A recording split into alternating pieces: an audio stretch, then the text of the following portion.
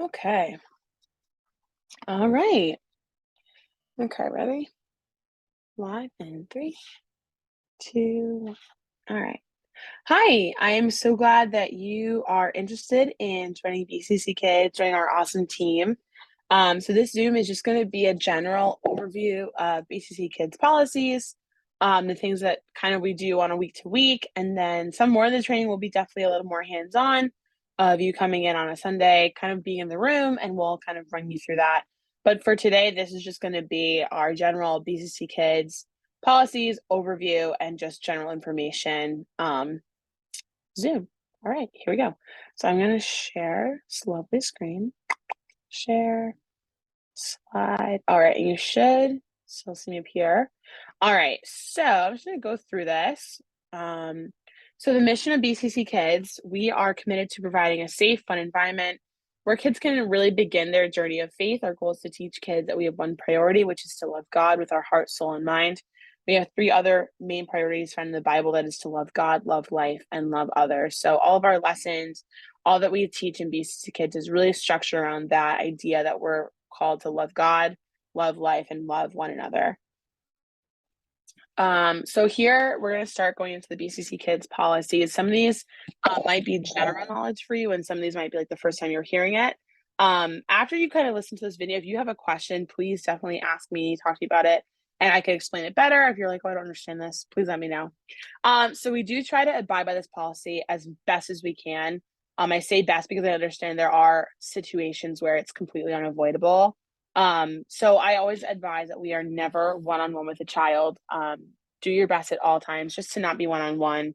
If you take a kid to the bathroom, just take two more kids with you. Take a group of three, because that way you're not alone with the kid in the hallway. You're not alone with the kid in the bathroom. If the kid needs help in the bathroom, open a door, have someone else watch. Just say like to a staff member, hey, can you just watch me for a second? If you have to help a kid, get their pants on, something like that.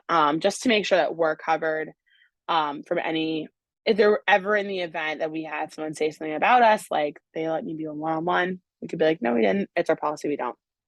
Um, and then the second part of that policy, which is really, it's about sexual abuse prevention, never being one-on-one, and then appropriate touch and inappropriate touch really is to just to cover our behinds with that. So appropriate touch versus inappropriate touch. Appropriate touch that we kind of tolerate in BCC Kids is a high five, pat on the back, elbows. I like to do like a little like head grab. Some of the boys, like, they think it's funny. Things like that are okay. I would say inappropriate touch and inappropriate section is kids sitting on our lap, which I know some of the younger grades like to do that, and we always just encourage the kids like, hey, just sit next to me. You can sit, you can sit over here. I'll sit across from you. They want to sit on our lap, but I don't let that happen. Even in the nursery, I just ask that we keep kids, like, you can put them, I guess, on your leg, like if they're like a baby. Obviously, if you're holding a baby, it's different a little bit. But with our preschool and toddlers, don't let them sit on your lap. They can just sit right next to you. And just tell them if they just don't, you don't have to, like, just be like, you don't have to sit on my lap, you can sit next to me. And they'll get over it. Kids are very quick to get over things like that. Even if you like are like just patting their arm while they're sitting next to you, they're like, this is the world.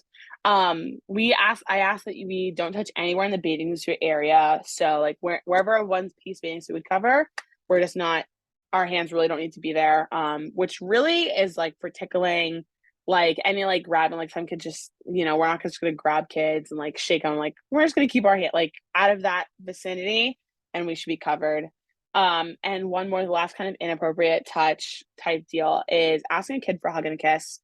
I really don't think that as adults we need to ask children for a hug and a kiss. If a kid wants to come over and give you a kiss on the cheek or a hug, they'll do that. If a kid wants to give you a hug, they'll run up to you and give it to you. But I ask that we're honestly not asking a kid for a hug, saying like, oh, come give me a hug. Like, if a kid wants to, they will. And if they don't, they won't. And part of that reason I really just stand by that is because it puts kids in an uncomfortable position if they don't want to give you a hug, that now they're going to hurt your feelings, or they've offended you, or they're going to make you, the adult, feel bad for not giving them a hug. So I just ask that we don't kind of use that language or ask kids for a hug, because I know it's like something so small. And if obviously, if your family's different, but in BCC Kids, the confines of that, any BCC Kids event, BCC event, like, if it's like a family event and we're there, let's just not ask kids for a hug or a kiss. Like, if they want to give you one, they'll give you one. And that's, oh, unpack a slide. That's kind of my position on that. So yes, now we know. All right, we have a wellness policy for sick kids. For well-being, please respect. We've assigned down by the nursery. We should be having one come up here pretty soon by BCC kids. We do not check children in if they are visibly ill, they have a fever or vomited in the last 24 hours.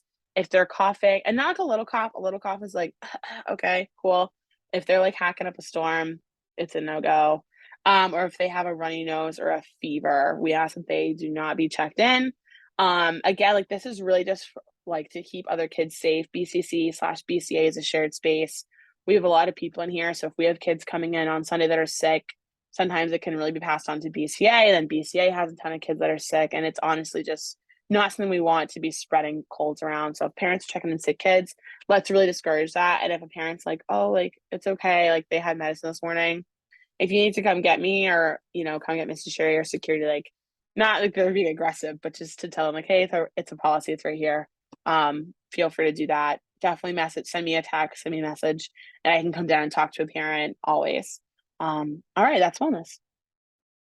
All right, so this is kind of like the general information, general rundown of a Sunday. So now that we're back to 2 services, the first service team arrives at about 8:30, and they stay until 10:40, 10:45 when service is over for first service.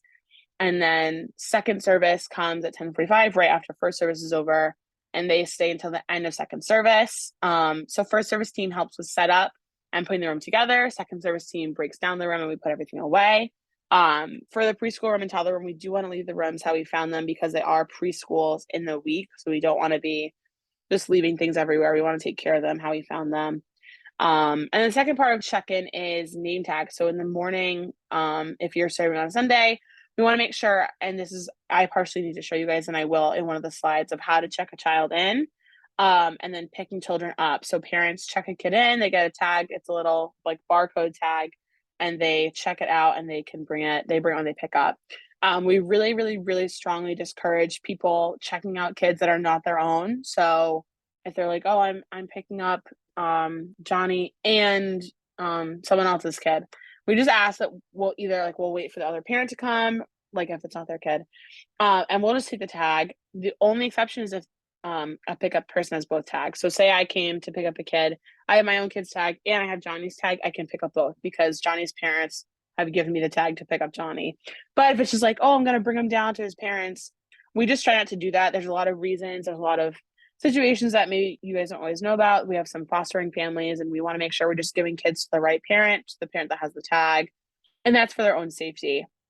And if anyone ever says to you something about that, just remind them it's for safety. Like, it's a safety reason. We have a lot of kids in our program at this point, and we want to make sure that we're giving parents the right kids. There's a lot of outside of custody things. There's a lot of outside of fostering things, there can be a lot of custody things that we don't know about. In a divorce, they can be messy. We'll have one parent here to pick up that they're not supposed to pick up, and we really just want to make sure we're giving kids to the right parent. Same thing with grandparents, cousins. Even if grandma Sally comes up to pick up Susie, we don't want to just give her to her because she's grandma. So we want to make sure everyone brings the tag.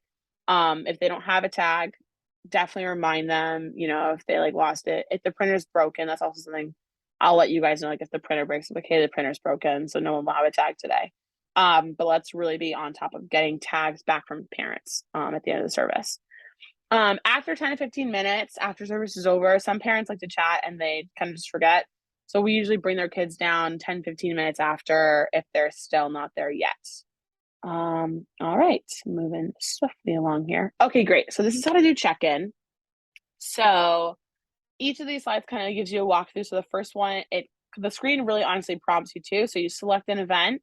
Can you guys see my pointer on here, actually? I don't know if you can. I want to do mouse. Okay, great. I'm assuming that you can see it, my mouse, because it says that you can. So I'm just going to go with it. Okay, so you selected it. Oh, hold on. Moving too fast here. Okay, so select an event. So I selected for a middle school group. BCC Kids I did this at a different time than Sunday's time, so you can only see the ones that are open for the day. So you check in. So I type in my name, and then my household comes up. So it's just me and my household. So I'm going to check myself in. You click on that little square when it comes to your name. It's going to be blank, and then you put a check in it. You say check in one person. So that's how you check in. A tag will print out. If they have a visitor with them, you can click up here. There's add visitor, and check in their guest with them. It asks you for their phone number, allergies, and you just put them right in with them, and it won't save them. It doesn't save them as a person in our system. It just puts them in as a guest. So in the event that you need to page a parent, or we need to get a parent to come up for their child, you're going to go back in with their name to find them. So you're going to repeat steps 1 and 2, go to their page. And then over here on the 4th picture, there is this little circle with the 3 dots inside underneath checkout. You're going to, oh, hold on. I'm sorry, guys. You're going to click that circle dot looking thing. Click on that. And it's going to pull up a little menu board of your messages of what you can say. So you'll send that. You can click whatever. If it's a medical emergency, if it's a diaper change, if they need to get fed, you can click any of those. And then where it says no trusted adults for myself, again, it's just me and my household. But any child that has 1 parent, 2 parents in the system, their parent will be there. Their phone number will be there. And that message is going to go right to their phone number. You click send message, and that parent will get a text on their phone. And then they are able to see that and then come out to whatever room they're in. So the nursery, they'll come to the nursery, and they'll come help you out and grab them. We typically do this if a kid has been crying for more than 10 to 15 minutes. So if we have someone who's just kind of inconsolable, we can't get them to calm down, we want to let mom or dad kind of decide if they want them to stay or if they want them to come to service with them, because we don't want to have a crying baby for all of service. All right. Moving along, back to more general information. So this kind of goes along with what I was saying earlier about having, actually, I'm sorry. I said that earlier last time I did this presentation. So we want to have only BCC volunteers in the room. We really don't want to have extra people. We don't want to have youth kids. We don't want to have extra parents who are just kind of hanging out. We don't want to have helpers that help for one service, hang out again, unless they're actually helping. We don't want to have just people in the room. So specifically the big room and the nursery, I know can get kind of bottlenecked with adults coming in. We want parents to just drop off and then go to service. Obviously, if there's like a kid crying, we'll have them kind of go in the hallway just so it's not right in the doorway. But we really don't want parents hanging out, extra adults in the room that aren't supposed to be there. All BCC workers are core age checked. So, if you're not a BCC worker, I don't know if you're core age checked. We really don't want to have people in the room that don't need to be there. Happy Place staff will be in the room sometimes if they are doing inclusion or if they have a buddy that they're with in our room, and they are more than okay to be in the room. But youth kids, specifically youth kids, look out for youth kids because they will just come in the rooms. So we don't want them up here unless they are helping or working. Serve one, sit one. So that is basically if you are serving for first service, try a 10-second service if it works for your schedule. Serve a service, sit a service. If you serve second service, go to first service. We want you guys to be able to go to service and actually be able to go, especially not work 2 services. In the summer, it's a little trickier because we have only 1. But even then, I know most of you guys only serve once that month, so you can go to the other 3 services. So if you are able just to serve 1 and sit 1, it helps me know that you guys are actually going to go to service, which is great. And if you are serving and sitting in the second service or the first, whichever one it is, if you have a kid, even if they've been to BCC Kids for first service, please send them back up for second service or keep them with you in the sanctuary. We really don't want kids wandering around the building, around the classrooms, the library. There's a lot of expensive things in the building. Number one, we don't want them to get broken. We also want them to get stolen. A lot of kids, especially kids that come to the school, oh, this is my classroom. I can be in here. We just don't want them to. There's a lot of stuff in the classrooms that are teachers' personal property. And honestly, it's also unsafe if we have kids in the building that no one's watching them. It's not safe because kids can get into trouble. They can get hurt. Things can fall on them. Every crazy thing. So we just want to make sure we know where they are. So even if they've been to BCC Kids, feel free to send them up again. Feel free to keep them with you, but please don't send them into the nursery, into the mother's room, into their classroom. Please just keep them with you in the building if they're not going to come to BCC Kids for the second service after. All right, moving along. Oh, and if you are a BCC helper, a BCC Kids worker, and you see a kid that's walking around by themselves, if they're kind of it's the middle service, you're like, what are you doing, man? like, oh, my mom said I could walk around. Let's try to help them find their parent and just eliminate kids walking around the building by themselves. Thankfully, it doesn't happen too much, but we just want to make sure kids are safe. They're being supervised. They're not just meandering around because that is not very good. Alrighty. All right, so I showed you guys how to do an alert on the little planning center check-in. Like I said, if a child is inconsolable after 15 minutes, use the iPad to alert them. If the parent doesn't come within like 5 or 7 minutes, use the walkie-talkies in the rooms to alert myself, Mrs. Sherry, security, and they will try to grab the parent's attention or put it up on the screen, and we will try to get them.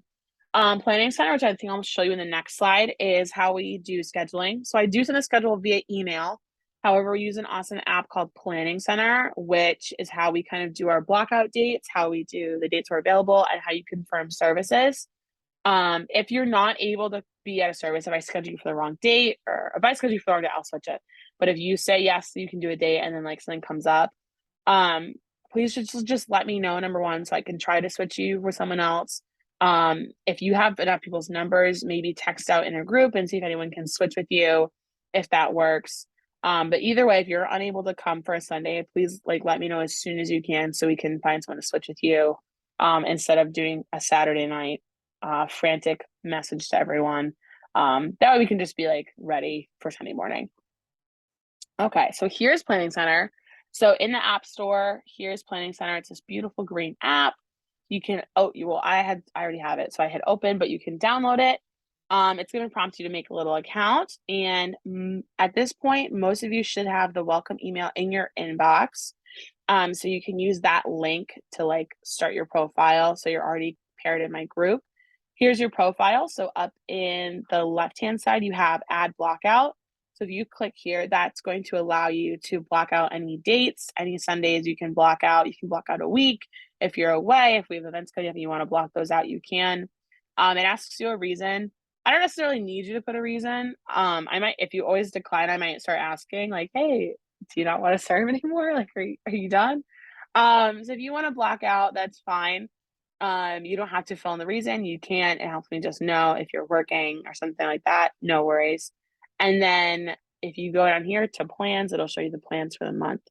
On the right side, this little picture here, this is like your personal planning center profile. If you hit the button that says subscribe to calendar, it will sync with your calendar on your phone, Apple or Android, and it will add the dates that you're serving right onto your calendar. So it's already there for you. And then again, here's your blockouts and messages. So it's very simple. If you do need help, please let me know and I will try to help you. That way you just have it and you know how to use it. So if you need help, I definitely can help you with that. All right. Wow. Moving swiftly along. All right. Well, there's no questions, I guess, because this isn't live. But if you have a question, please email me and I will do my best to get back to you relatively quickly. I try. So yes, okay, moving on. All right, so this is going to be the breakdown of each of the rooms, kind of how we do staffing and how each of the rooms work. So we have 4 rooms right now. We have nursery, preschool, toddler, and elementary. In that wrong order: nursery, toddler, preschool, elementary. So our first room is the nursery. So our nursery room has 3 staff in first service and 2 staff for second service. As we switch to 2 services, for now, our first service has been bigger. But going forward, it could be, it could even out where we just need 2 and 2.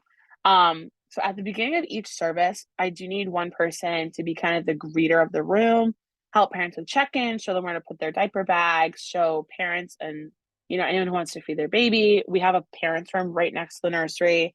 There's like a lamp in there. The service is playing on there, so people can use that room if they would like, at any point during the service. And if you guys are overwhelmed, if there is too many kids in there, say we have a super huge influx that day, there's 15 babies, which that's never happened, but if there was, please tell Mrs. Sherry, please tell myself, so we can send you some people. I can start sending, I have floaters up here, we can send people down, just so we can get you guys help so you guys aren't drowning down there, because I know it can be a lot. The kids in that room are literally, we have some people put infants in there. Not always. We have infant all the way up to 1.5. Once they are 1.5 to 2, they're able to go into the toddler room. So our toddler room is it's kind of like nursery 2.0. The kids still just wanna kinda play, kinda just wanna vibe.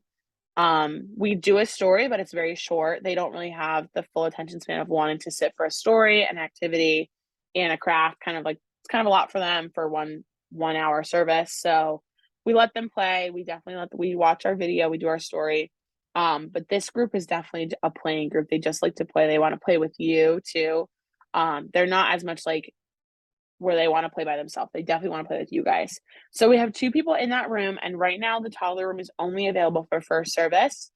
For second service, we put the toddlers back in the nursery because second service only has very few babies. One person, again, kinda like nursery, should be the primary greeter at that area, helping people come on in, drop their kids off, and then as they go to service. The toddler room has kids 1.5 to 3. So kids that are under 1.5 should be in the nursery. Kids over 3 should be in preschool. The only exception to that is kids that aren't potty trained. We still put them in the toddler room because we have a bathroom right in that room. So that way there's less of a chance for accidents. If you need like supplies, there's stuff in that room right there. So that is the toddler room. You guys have a craft every week. It's usually just a color and craft. They don't really do too many activities because they're more interested in exploring what's around them, exploring the room, and their attention is much less focused on doing little activities. And their gross motor and fine motor aren't there yet. So it's more frustrating for them and for you to try and do them with them. But the preschoolers like to. So preschool, we have 2 staff in there and sometimes a third assistant. Preschool right now is open for just first service, just like the toddler room. We don't open it for second service. We just don't have a huge amount of preschoolers right now. We combine preschool with the elementary for second service. So preschool kind of has a little schedule. And these activities, I'm really flexible, can be done interchangeably in any order. Obviously, arrival and dismissal are first and last, but they do circle time, they do a Bible video, they do worship, they have a craft, and they have 1 or 2 lesson activities. So those can really be done in any order. If you want to start with the activity and tie it into the story, you can. If you want to start with the video and then do circle time, you can. You kind of can do it whatever way works best. I definitely would if you're kind of new in this room, you'll observe for a while a couple different teachers we have in there, and you will definitely start to have your own style of how you want to do it, your run. And honestly, you guys really build relationships with the kids. The kids love seeing you guys in there. The kids have a lot of fun with you guys being in there, being their teachers. They love all the preschool teachers. So they love you guys. So pre-K is for kids that are potty trained, and we have kids that are 3 to 5 years old. So regular preschool age. The summer that they turn 5, when they're about to go to kindergarten, we start transitioning them into BCC Kids Elementary. So if they are, oh, hold on, I have to check the time. Okay. If they are about to go to kindergarten, we really encourage parents to start having them come to elementary. That way, when they start kindergarten, it's less of a shock to them. It's not, when kids start school, it's already a big adjustment, never mind having to leave their old room. So we try to start that switch in June so it's more comfortable for the kids. This isn't something that's required. If parents want to switch their kids in September, they can. But I really do heavily encourage parents to start the transition at least in June, and kids can go back and forth from June to September. But the first week of school in September, we do have the 5-year-olds that are in kindergarten move on up.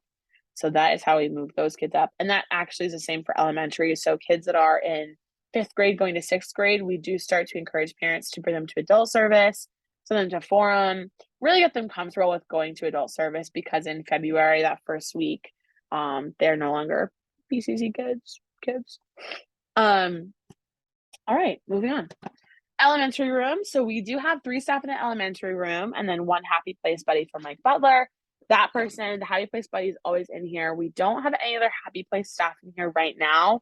That happy place staff isn't really part of our numbers, our BCC kids numbers, because the helpers we have in here can help with our activities, and that person's an inclusion buddy for Mike. So we don't want to be asking them to like do stuff when they're supposed to be with Mike, just because that's not fair to Mike and the happy place. So if we do have any other happy place buddies, they'll be in here with their kiddos. And again, we don't want to be pulling them like, oh, can you do a bathroom run? So that's not really what they're here for. They're here to be like an inclusion buddy for the child they're with. So the elementary room schedule, it kind of is similar to preschool, and it can be done out of order. I don't know that it would work out of order because the kids are pretty trained on it by this point, but you could try out of order. So we do introduction, we say hi to the kids, talk to them for a little bit. We go over the rules, we do offering and pray. We do worship. We usually do about 3 to 4 songs for worship, and we'll put some of the kids on stage, they'll do the motions. And every week we have a Bible skit, so we'll do our little story that goes along with it. Most of the stories in, like, the booklet call for props. Usually, we just do a no prop, and it works. The kids know what we're trying to convey to them. It really helps them remember it more. That's why we do the skits. We do a Bible video. It's called Story Lab. It's a video through our curriculum, and it's awesome. I think it's great. And then after that, we kind of recap with the kids, talk about what we learned, pray with them. And then that time is starting to be the end of service. So we have a great little, again, it's like a little Bible show through our curriculum called the So and So Show. The kids love it. Ellie McCutcheon loves it, and she's really young. The show's actually designed for older kids, but she thinks it's hilarious. So it's very funny. And we usually put that at the end towards dismiss. So that way the kids are all sitting when parents start to come. We don't want kids running around the room. We do need some order during pickup, so that we do play the So and So Show as the last part of the day. That way the kids can be sitting down before they're picked up, so it's not chaos as parents come.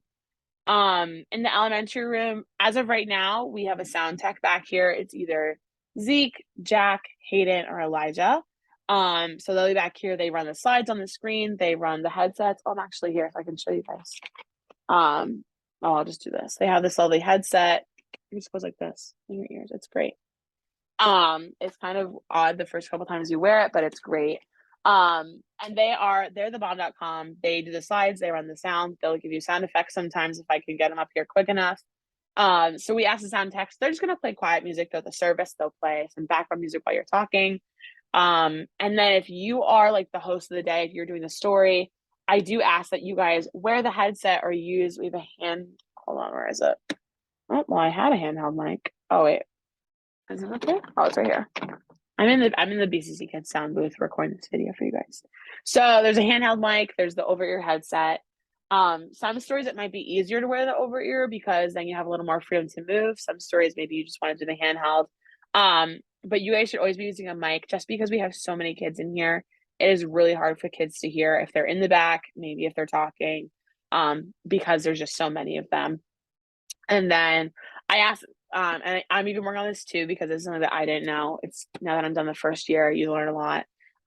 So when you're telling the story, if you're like kind of the host, just be standing up on the stage. That way the kids can see you, because even from the back, it can be kind of hard to see, especially for shorter kids. Just be standing up on the stage where they can see you, and just talking in your big old presenter voice. So yes, a little nerve-wracking at first. It was for me too, but it's easy. I shouldn't say it's easy. It gets easier. Okay. Check in, check out. So for nursery, toddler, preschool, we have one person as the greeter. So for the elementary room, I do need like one person of that 3 group to be kind of like the check-in greeter helper at the back of the room. So I just ask that they stand by the doorway for a majority of the service. When service starts, be back there to help people check in. If they need help checking in, help them get checked in. And then kind of posted back there, if kids go to the bathroom, you can kind of watch the bathroom. If people are coming in late, you can help them check in. If we turn off the lights for the video, you can run to the back into the video. It's a little harder if they're like in the front row and they have to like run back every single time. So if one person can just be posted by the door in that area, it does help things just run a little smoother. So that is my little check-in, check-out person. And then we said this before, all parents need to check in and take their tag with them.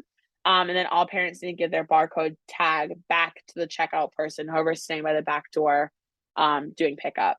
So everyone should check in, everyone takes a tag, everyone gives it back. Super easy. Okay, so I think that's it. If you have any questions, wait, let me just double check. Okay, yeah. So if you do have any questions about arriving, about check-in, about scheduling, about planning center, please let me know. I will attach my phone number in the email. You guys all have my email at this point. It's just my name at BCC. But if you have any questions, please let me know so I can help you just get on as quick as you can. if you need any help. And I'll just attach some more notes, I guess, at the end of this video or email at the end of the email. All right. Well, thank you so much for watching this video and have a great, awesome afternoon or evening or morning, wherever time you are. Okay. All right. Thanks. Bye. Oh, I'm still here. Okay. Now bye.